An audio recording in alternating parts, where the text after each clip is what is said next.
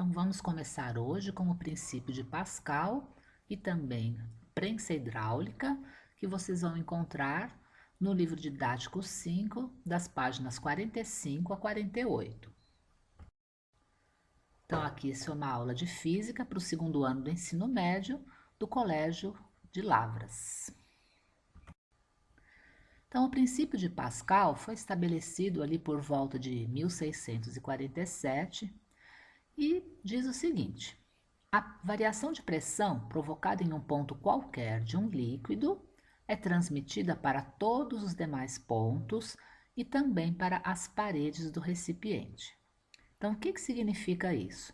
Se você variar a pressão num ponto, vamos pegar como exemplo essa imagem, se você aumentar a pressão em um ponto, esse aumento de pressão vai ser transmitido para todos os pontos.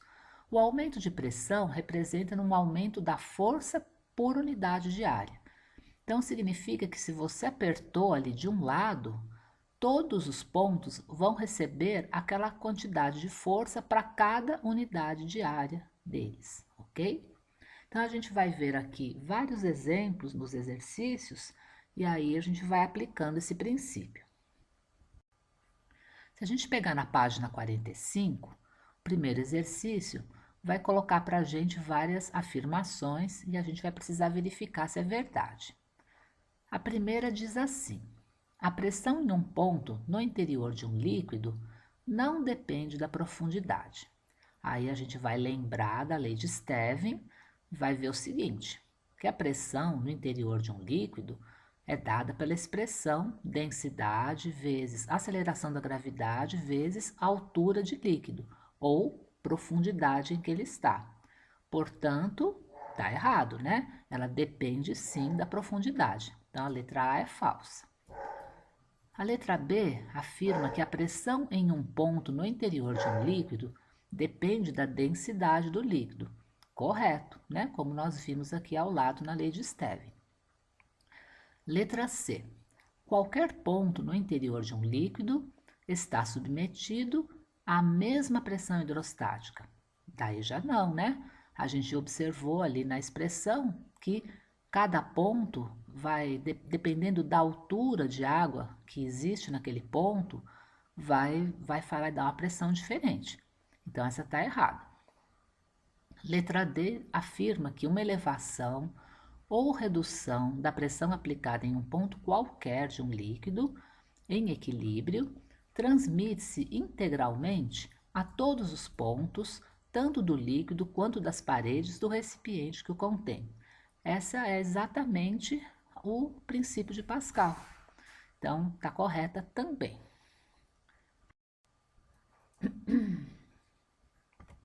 Vamos passando agora para o exercício 2, a página 45, e é o seguinte: um certo medicamento, tratado como fluido ideal, precisa ser injetado em um paciente, empregando-se para tanto uma seringa.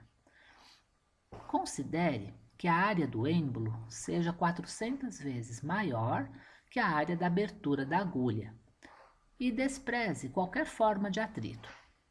Um acréscimo de pressão igual a ΔP sobre o êmbolo corresponde a qual acréscimo de pressão do medicamento na abertura da agulha? Então vejam bem, o princípio de Pascal diz que a variação de pressão, que é provocada em um ponto, é transmitida para todos os demais. Então a mesma variação de pressão provocada em um ponto vai chegar nos outros pontos. Então não importa se o ponto onde você aplicou a pressão tem uma área maior ou menor. A quantidade de força por unidade de área vai ser transmitida igualmente. Então, portanto, ali na pontinha da agulha, a variação de pressão vai ser ΔP, exatamente a variação de pressão que você aplicou.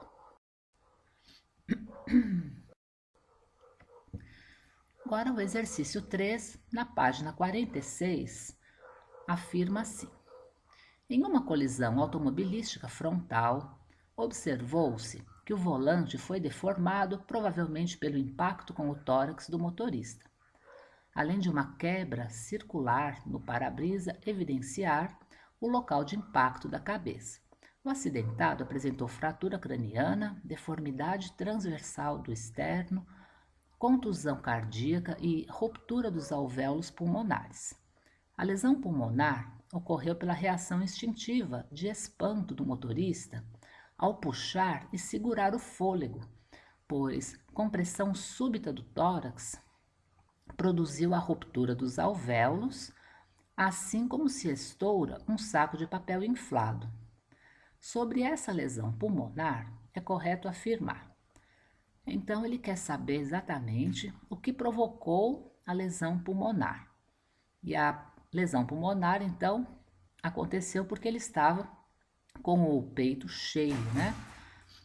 E o tórax estava produzindo a ruptura dos alvéolos, porque justamente o motorista segurou o fôlego e encheu o peito. Mas aí a gente vai agora analisar aqui as opções que ele dá de explicação do porquê aconteceu a lesão pulmonar.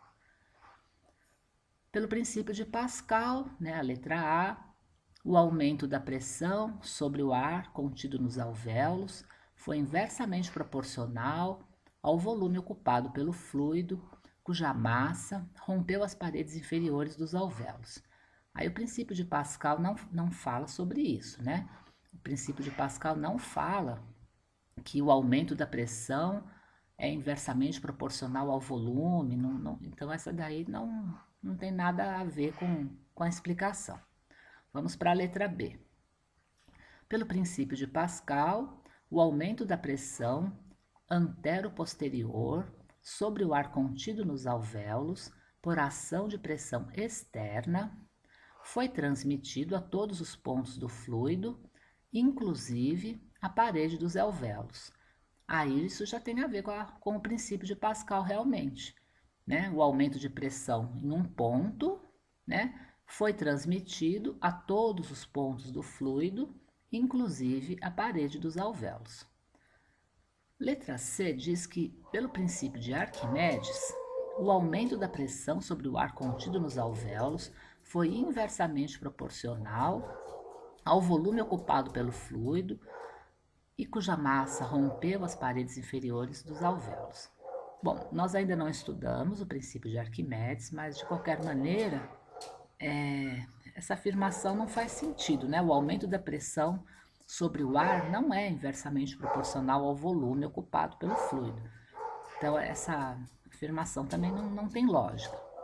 E a última diz que o princípio de Arquimedes diz que o aumento da pressão antero-posterior sobre o ar contido nos alvéolos, por ação de pressão externa, foi transmitido a todos os pontos do fluido, inclusive a parede dos alvéolos.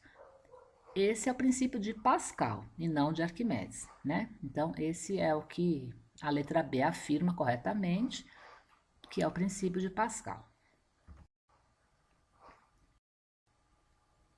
O exercício 4, na página 46, afirma que uma pessoa está sem saca-rolhas e necessita abrir uma garrafa de vinho. Ela resolve, então, enrolar a garrafa em vários panos de prato e bater o fundo da garrafa contra a parede. Após algumas batidas, a rolha começa a sair. E agora precisamos explicar fisicamente por que isso ocorre. Então, isso de fato é uma coisa que acontece, né? A gente pode fazer essa experiência tomando cuidado de realmente colocar a garrafa bem embrulhada em panos, né?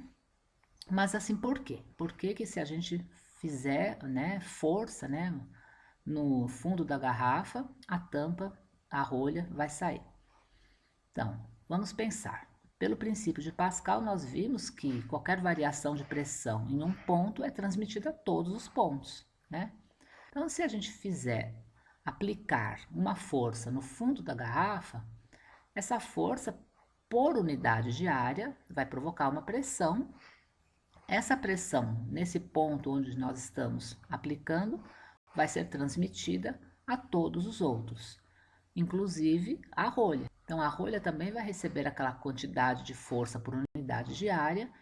No caso, né, vai fazer um movimento de saída, uma vez que a gente empurrou o fundo da garrafa. Então, mais ou menos assim é que está explicado aqui a resposta que o livro fornece, né? A razão entre a força exercida por unidade de área é definida como pressão. Essa pressão causada pelas batidas da garrafa é transmitida para todos os pontos do líquido e do gás, impulsionando a rolha para fora. Agora, na página 46 ainda temos lá o exercício 5, que diz assim: um recipiente com duas saídas de líquido tem um êmbolo móvel e está completamente cheio de água, como ilustra a figura a seguir.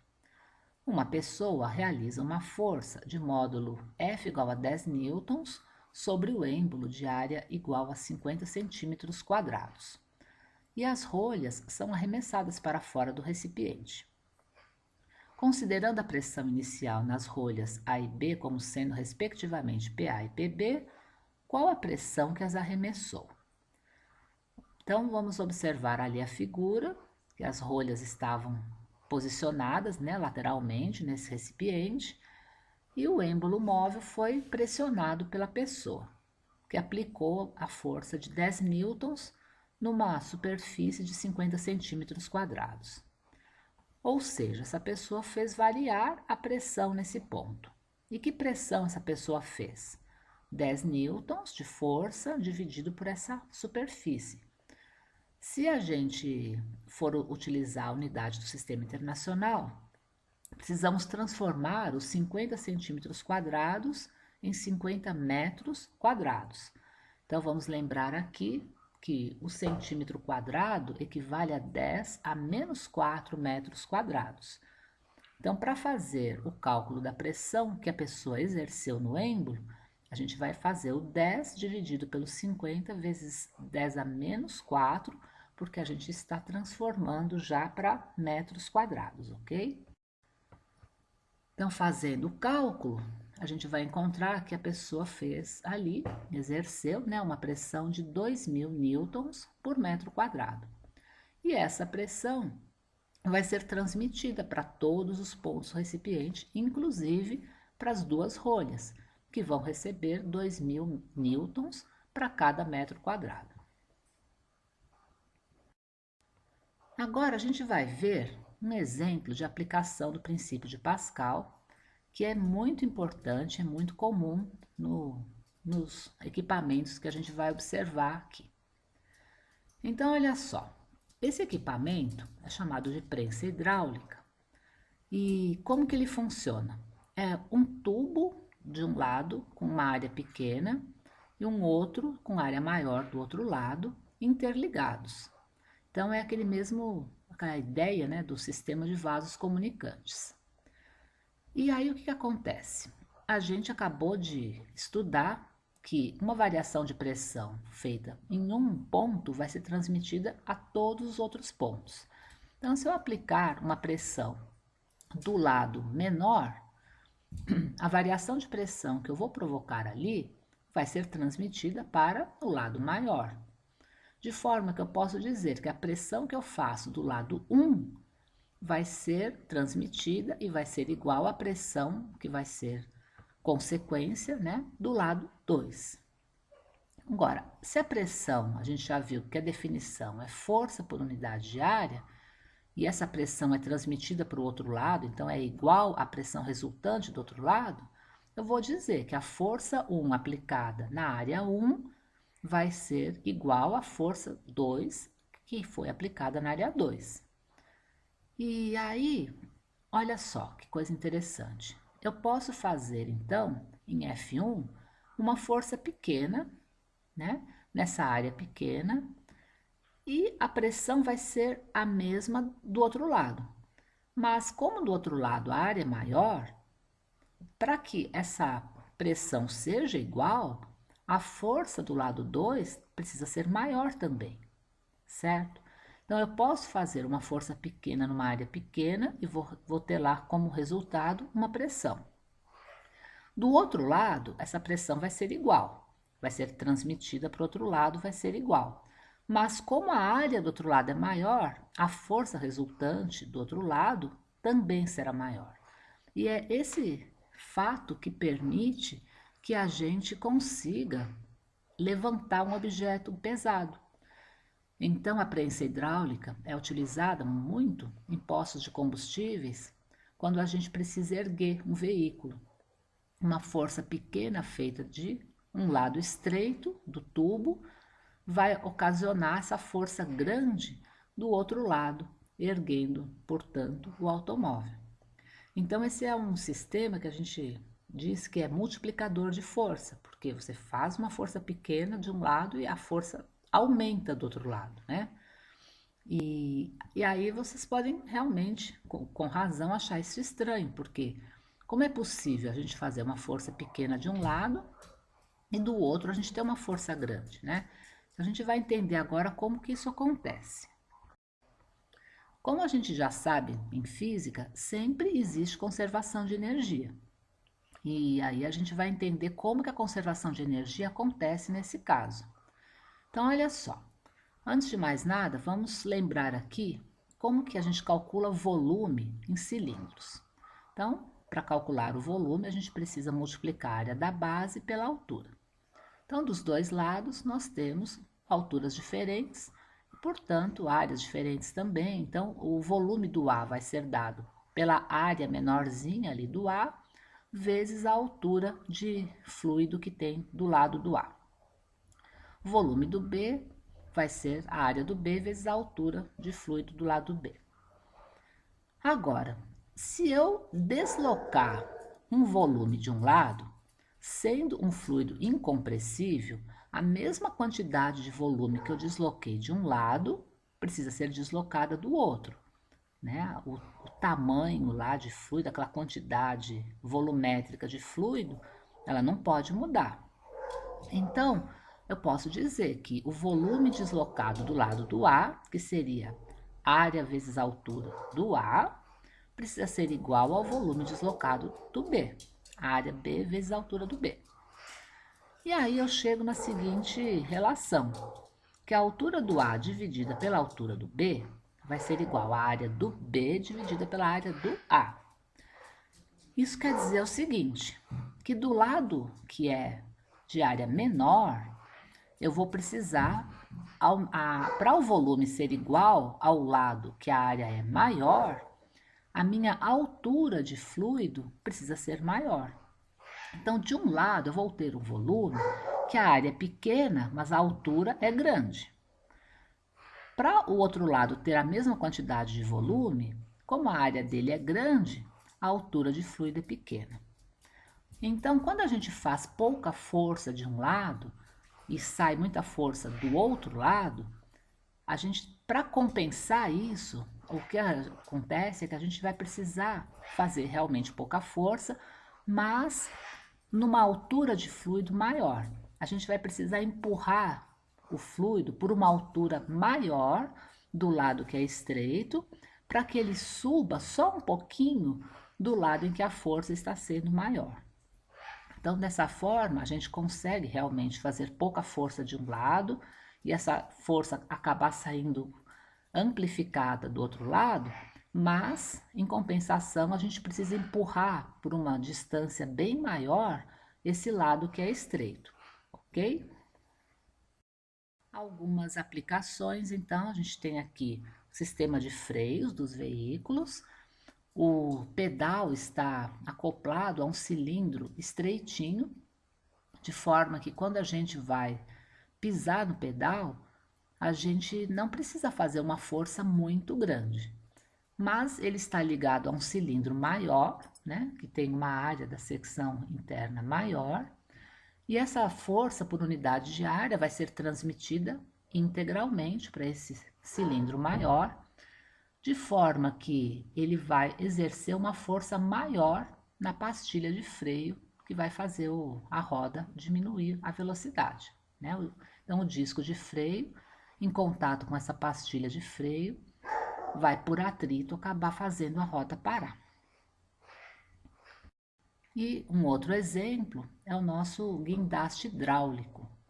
Então, o guindaste hidráulico tem lá um cilindro pequenininho, né, de área pequena, que é a gente está representando aqui na figura como êmbolo de diâmetro menor, e é esse êmbolo de diâmetro menor que está acoplado ao motor. Então, o motor vai empurrar esse êmbolo que está ligado, né, por um êmbolo de diâmetro maior. E essa força por unidade de área que o motor faz no êmbolo pequeno vai ser transmitida para o êmbolo maior e vai provocar ali uma força maior. A pressão é a mesma, né? Força por unidade de área é igual nos dois, mas como a área do êmbolo maior é grande, a força que vai ser exercida vai ser maior também. Então, esses são dois exemplos de aplicação. E aí, numa próxima aula, a gente vai fazer exercícios desse assunto também.